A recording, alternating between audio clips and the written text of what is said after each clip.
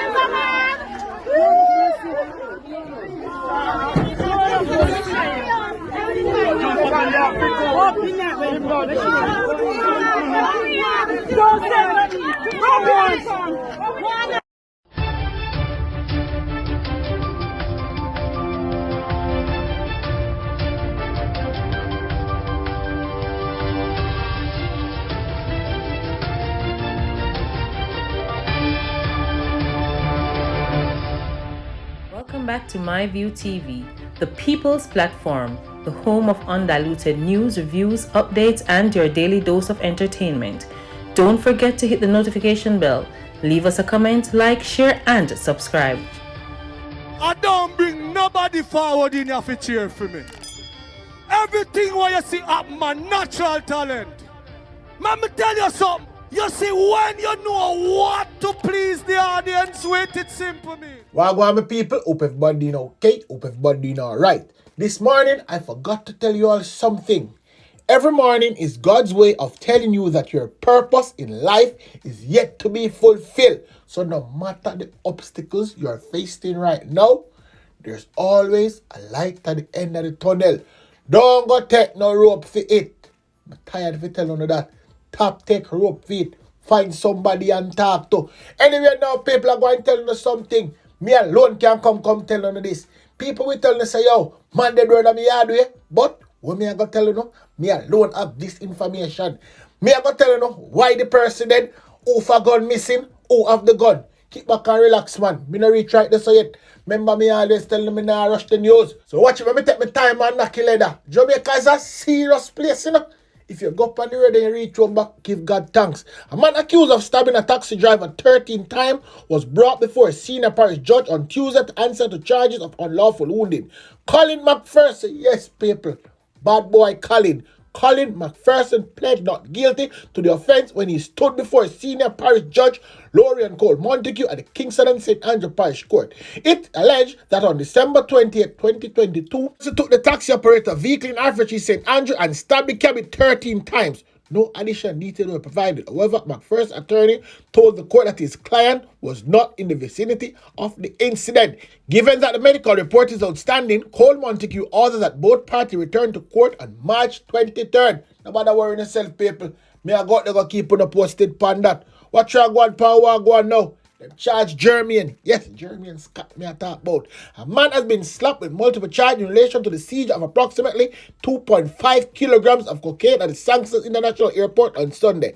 33-year-old Jermaine Scott has been charged with possession of cocaine, dealing in cocaine, attempt to exporting cocaine, and conspiracy to export cocaine. According to report, investigators assigned to the Narcotics Division arrested Scott at the airport after the cocaine, which attracted a street value of $125,000 was allegedly found in his possession during a law enforcement operation by the Narcotics and Custom Contraband team. Following an interview which was conducted in the presence of his attorney, Scott was charged on Monday. He is to appear before the St. James Parish Court on February 3rd. Nobody worry yourself, people. Me I go keep on a posted pan that. Just as how, me telling some man dead burn me yard, I'm not going to tell you what happened. Make I tell you no right now. If I listen alone, you listen. Stop where you do and look on the screen, man. See the boy picture ya. Them call him NEKO. I don't want to know who killed NEKO. Nene boy, yes. Nene boy strikes again. I know some people supposed to wonder about my view. NEKO and Nene boy in a par. Remember them a good friend them in the same crew. And them a shout for Bobby Speng. Yes, they were. Until Nene boy decides to watch ya. Him a go take Bobby Speng gun and go parry the enemy them. But anyway, just have him over there go and parry him still. So guess what Nene boy do now, people? The same gun when thief from out of Bobby Speng camp. Hit him use and slap NEKO. Yes, people, so NEKO dead. Nene boy still have the gun and Bobby Speng hide. You understand? Here the man them see him next. But guess what I go on power I go on. The man them brother Dunkirk way. Nene boy gonna parry it. Them just use him, for him kill off all them farmer friend them, and then them a go slap him. Remember me tell you that's how the story I go end. Just watch what gone power going. Anyway now, make I move on. I wonder if we not still a look on the device. You see the brother when the man them use a target practice in R3 yesterday? Him just shot us up on the screen now. Him name you and darling. You understand? Well known architect that come from Charlton Drive, Kingston 8. Me don't know him get himself mixed up in a. The man them fix him business. You understand? The man them fix him business. Everything him pick up, people. Everything him pick up. Nothing no fly go through no window round the back. I look up in a no seat. Right in all of them lodge. Land me no get her picture, but remember me tell you one little girl dead. I remember good. Me a all fridge. We have to use up everything before it turn in there and spoil. Me a go tell you where the people them over the ghetto say. And me have her name can't tell you no. Only her name me can confirm. She name Daniel Johns. The people them in the ghetto say, watch them eye view. Look like her man and her. That's where the people them say. Nobody get me mixed up in them mix up, you know.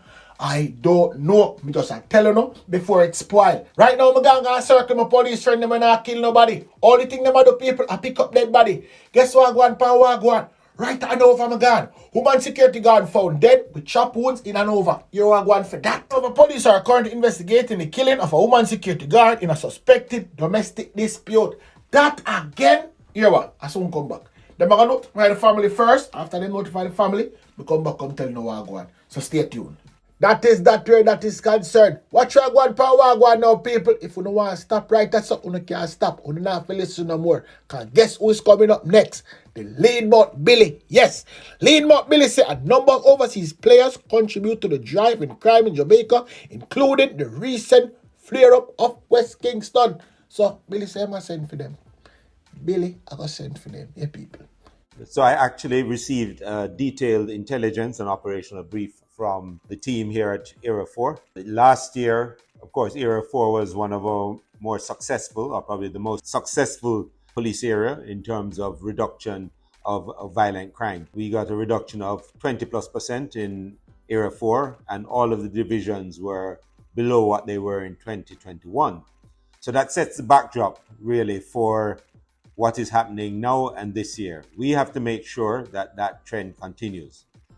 We have had a recent flare-up in Kingston West that has received the attention of the headquarters, my own attention.